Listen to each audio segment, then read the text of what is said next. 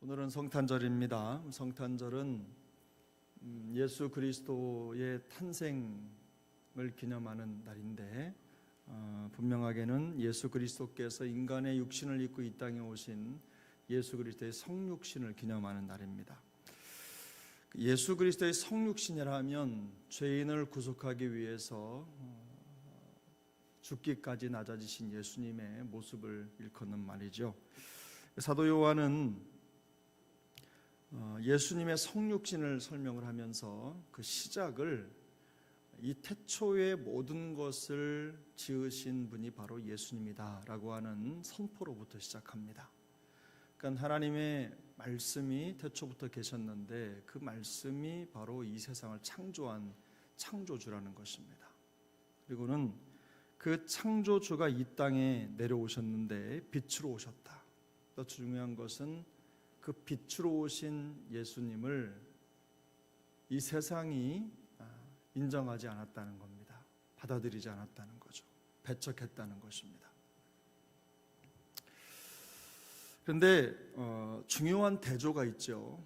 여기에 이 세상에 오신 예수 그리스도를 어두움이 깨닫지 못했는데 받아들이지 않고 배척했는데 반대로 요한은 또 한 번 선포합니다. 오늘 보면 12절에 보면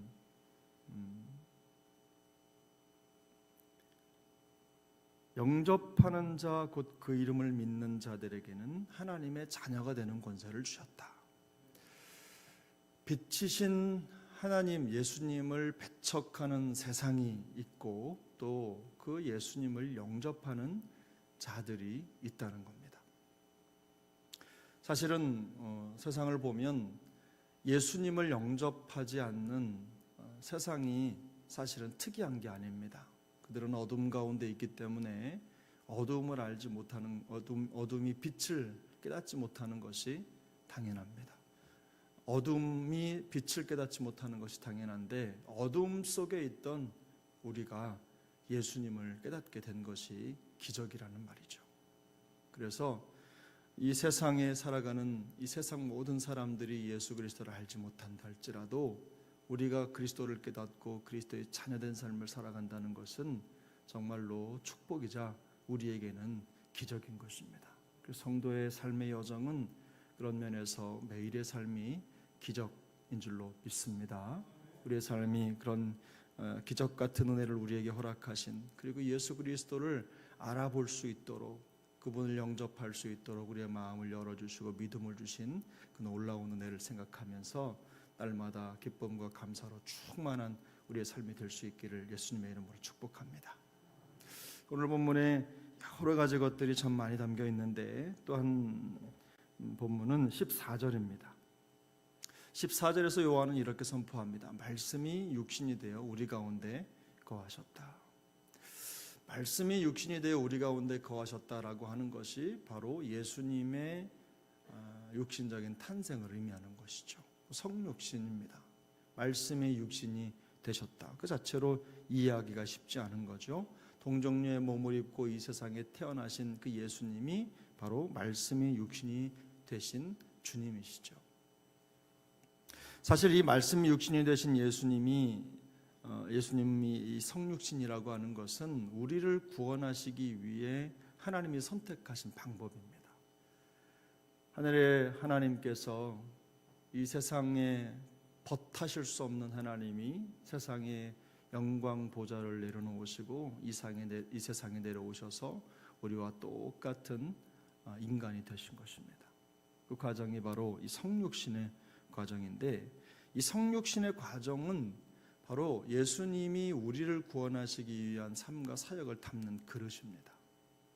그래서 이 성육신이라고 하는 것은 예수님이 당신의 삶을 통해서 그 제자들에게 보여주셨던 삶의 단면이죠. 예수님이 가르쳐 주신 내용의 전부가 바로 여기에 담겨 있고 성육신 그러면 그것이 바로 우리 그리스도인들 소위 말하는 예수님의 제자로 부름받은 사람들이 바라보고 따라가야 할 삶의 모습이 바로 성육신이라는 겁니다. 예수님이 하나님을 사랑하시고 또 죄인을 사랑하신 모습이 바로 이 성육신의 과정을 통해서 그대로 드러나는데, 제자들 또한 주어진 삶의 여정이 바로 성육신적인 삶이 되어야 된다는 것을 보여주신 것입니다. 위로 하나님을 사랑하고 이 땅에서 예수 그리스도의 말씀을 가진 자로서 그 말씀을 실천하고 살아가는 것, 바로 그것이 저는 우리에게 주어진 성육신의 모습이라고 확신합니다. 말씀을 가진 자로서 하나님의 말씀을 실천하는 것, 그 말씀이 이 세상 가운데 보이고 들리도록 살아내는 성도의 삶, 바로 그것이 말씀이 육신이 되어 우리 가운데 거하셨다라는 말씀을 성도의 삶으로 살아내는 것입니다. 오늘의 삶, 또 우리에게 주어진 모든 삶의 여정이 그냥 있는 것이 아니라 하나님의 은혜로 된 것인데, 은혜로 주어진 이 삶의 여정의 내용이 바로 하나님의 말씀이어야 한다는 것입니다. 그래서 우리 그리스도인들에게는 사명이 있습니다. 어떤 사명입니까? 말씀이 육신이 되게 하는 사명입니다. 우리 안에 살아 역사하신 하나님의 말씀이 우리의 삶과 사역을 통해 이 세상 가운데 들려주고 보여주는 것이죠. 그 성육신적인 삶의 소망을, 삶의 사명을 우리에게 부여하신 것입니다. 그러므로 이 성탄절의 여정을 지나면서 우리 안에 이 사명이 다시 한번 불일 듯 일어날 수 있기를 소망합니다.